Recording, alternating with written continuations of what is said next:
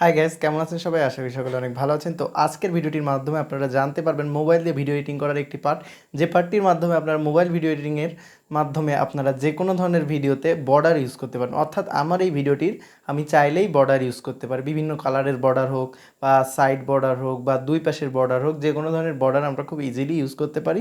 এই ভিডিওটি আজকে দেখাবো, যে ভিডিওটির মাধ্যমে আপনারা এই এডিটিংগুলো করতে পারবেন মোবাইল এডিটিংয়ের মাধ্যমে।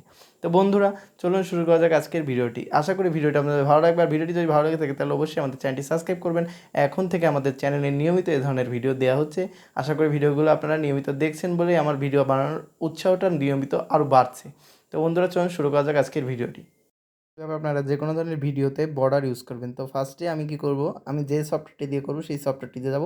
তো আমি আপনাদেরকে দেখাবো কাইনমাস্টার দিয়ে। কাইনমাস্টারে যাব। কাইনমাস্টারে যাওয়ার পরে আমরা এখান থেকে টোন রেশিওটা নেব, অর্থাৎ আমরা 1.1 বা 9.16, তো 1.6.9। তো এখন আপনার যেটা ইচ্ছা, অর্থাৎ আমি 16 পয়েন্ট বা 9 পয়েন্ট বা 11 যেটার ইচ্ছা নিতে পারেন। তো আমি 11 দেখালাম। প্রসেস একই, আপনারা যদি 11ও করতে চাইলে 11ও করতে পারবেন এই প্রসেসে, আবার 16.9 এটাতে করতে পারবেন। তো ফার্স্টে কী করতে হবে, আপনার ব্যাকগ্রাউন্ড একটি নিতে হবে। ব্যাকগ্রাউন্ডটি আপনি এখান থেকে নিতে পারবেন, বা আপনার যদি কোনো ব্যাকগ্রাউন্ড ডাউনলোড থাকে ইউজ করার, তো সেই ব্যাকগ্রাউন্ডটাও আপনারা ইউজ করতে পারবেন। তো আমি এখান থেকে একটি কালার ব্যাকগ্রাউন্ড নিব ভাবতেছি, আমি সাদা ব্যাকগ্রাউন্ডটা নিলাম। সাদা ব্যাকগ্রাউন্ডটা নেওয়ার পরে এবার আমরা এর উপরে কীভাবে ভিডিও ইউজ করার পর একটি বর্ডার আনতে হয় সেই কাজটা আপনাদেরকে দেখাচ্ছি। তো এখন আমরা কী করবো, লেয়ারে যাব, লেয়ার থেকে মিডিয়াতে যাব, মিডিয়া থেকে আপনারা যে ভিডিওটির মাধ্যমে আর কি, যে ভিডিওটি আমরা ইউজ করবো এই বর্ডারে, সেটা নিলাম। তো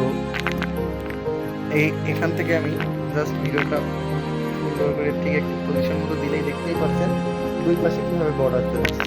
তো এইভাবে আর কি বর্ডারটি আনতে হয় এই ভিডিওটা যখন বর্ডার আনা হবে এবং ভিডিওটা দেখতে অনেক আকর্ষণীয় হবে এবং এটার অনেক সৌন্দর্যপূর্ণ করার জন্য এইটা হচ্ছে অনেক সময় বর্ডার আনা হয়ে থাকে।